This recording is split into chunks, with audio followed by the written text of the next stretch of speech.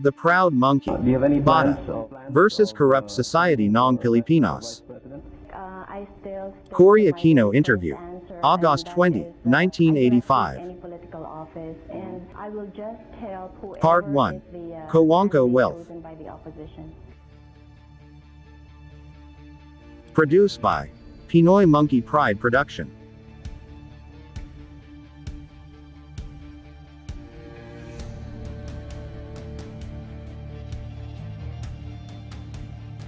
(1899) Philippine-American War.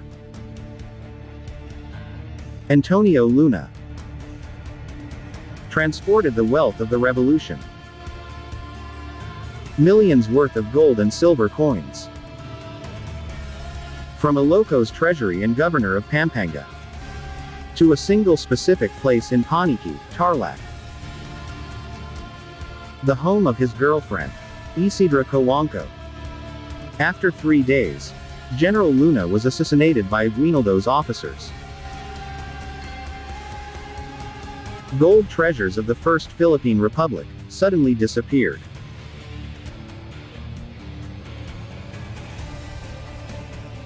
Even the American forces couldn't find it. And so, in 1900, Isidra-Cojuangco became one of the richest women in the Philippines.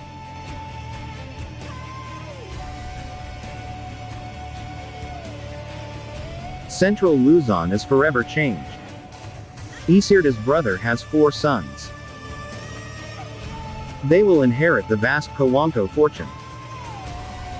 Philippines' most powerful and influential family. And this is how it all begun. Money lent to farmers. Land is collateral. If farmer can't pay, farmland taken away. One by one, farmland become Cojuangco property.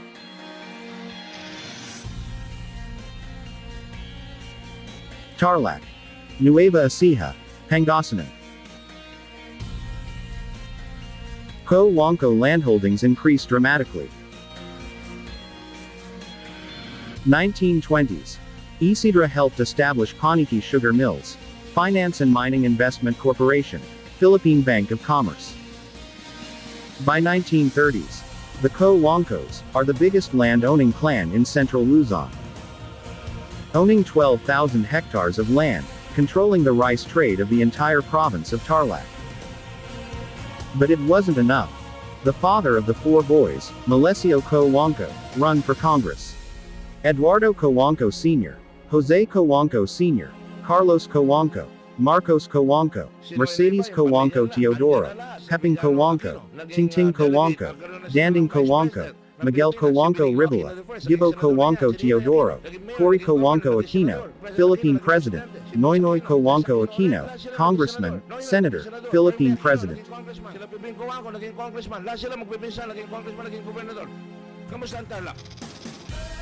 One of the boys has a daughter, Coy. She married the son of another Tarlac congressman, Noynoy Aquino. 2 powerful families of Tarlac become one. The Aquino-Cojuangco clan.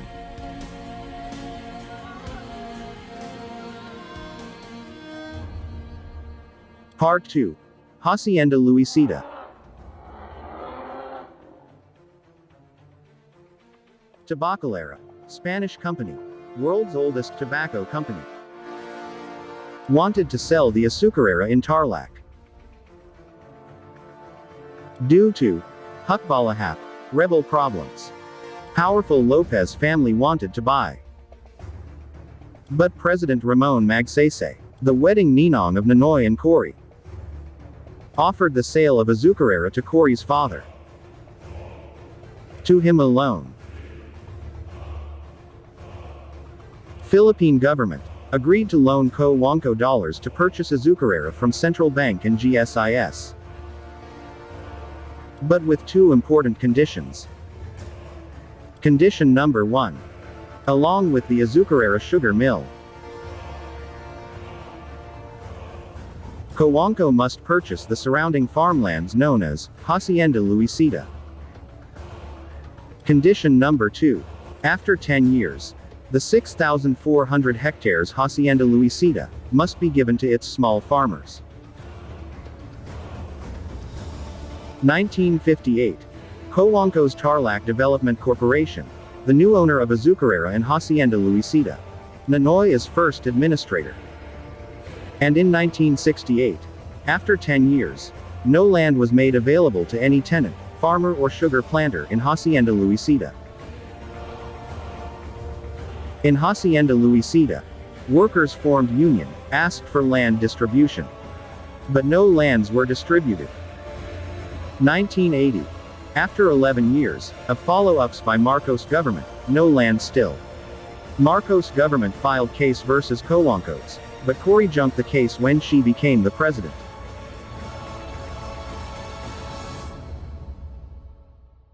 (1986). Cory swept into power. People power was 2% of the Philippine population. January 1987. Mendiola massacre. Cory's government forces open fire.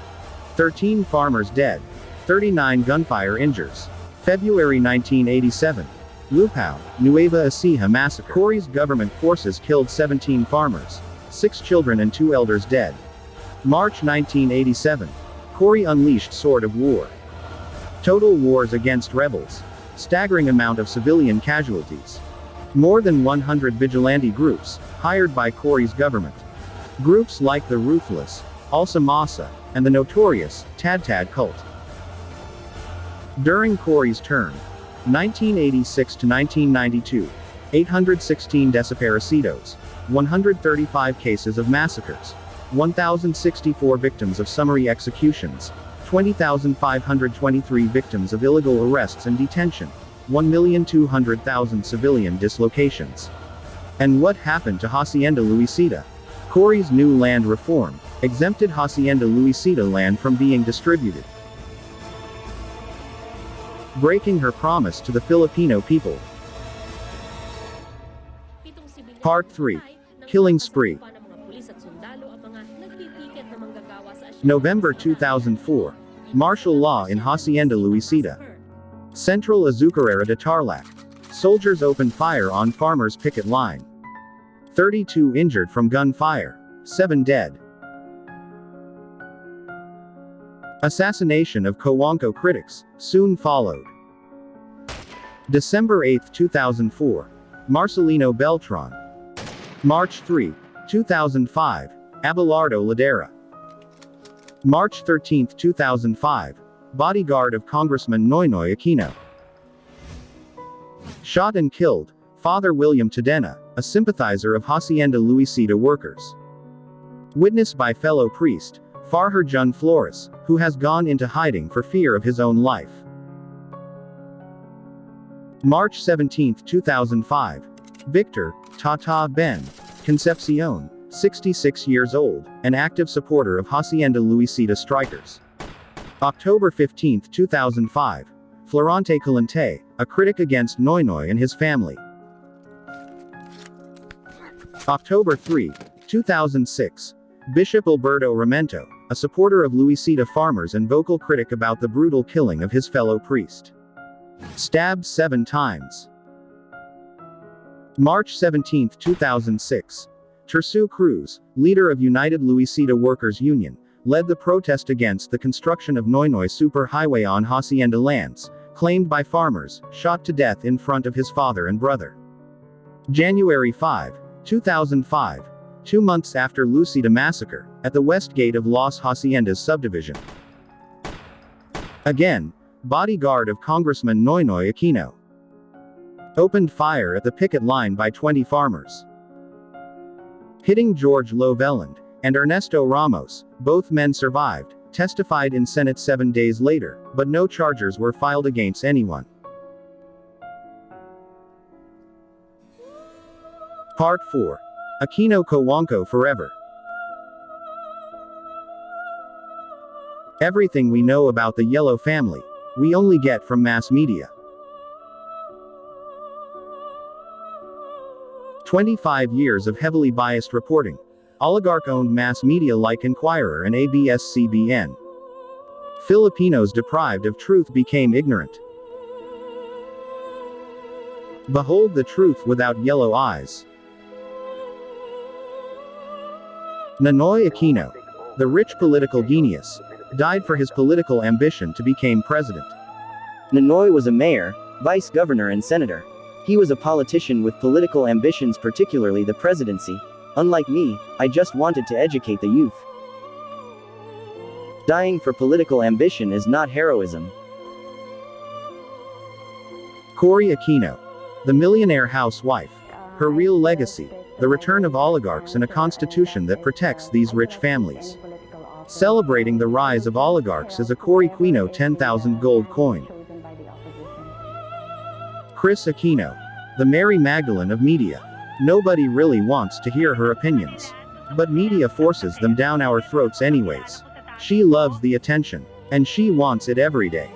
Noynoy Aquino, the rock star. Poor performances as congressman and senator, a president with no platform.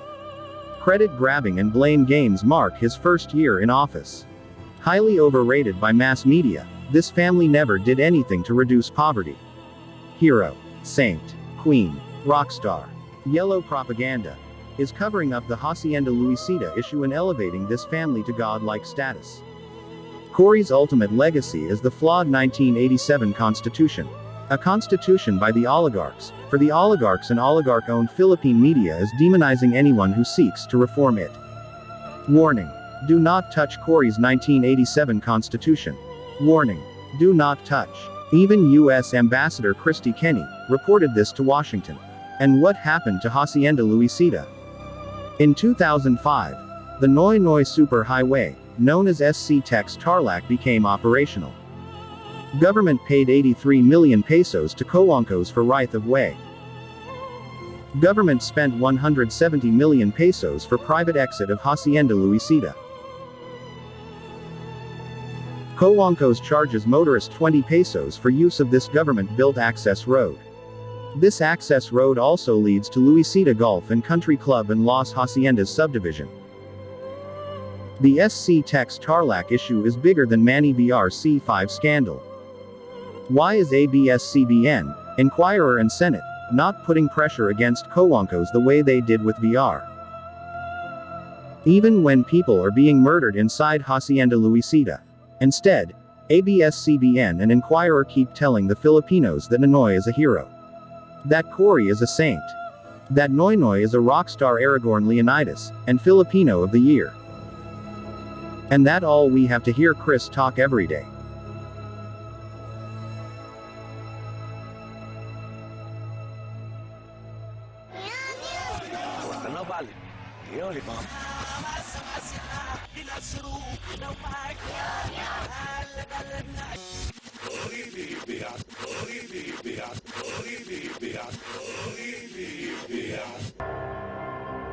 Who are these people?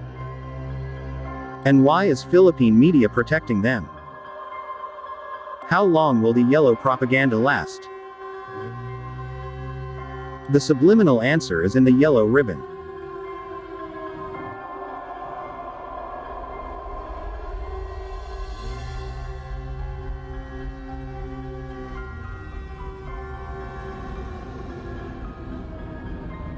Aquino-Cojuangco forever.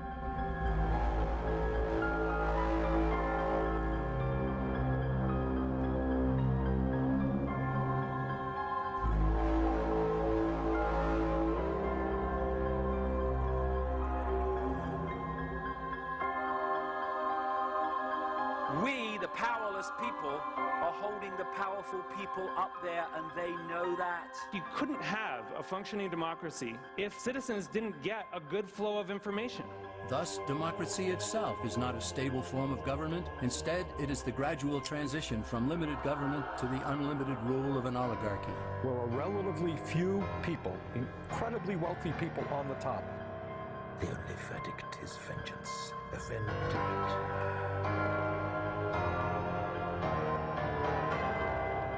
Hindi ka nag-isa. Ko ang boss ko. Da ang matuwid. Atuloy ang laban. Walang korap, walang maharap. Yellow propaganda is pro-poor, pro-poverty and pro-oligarchy.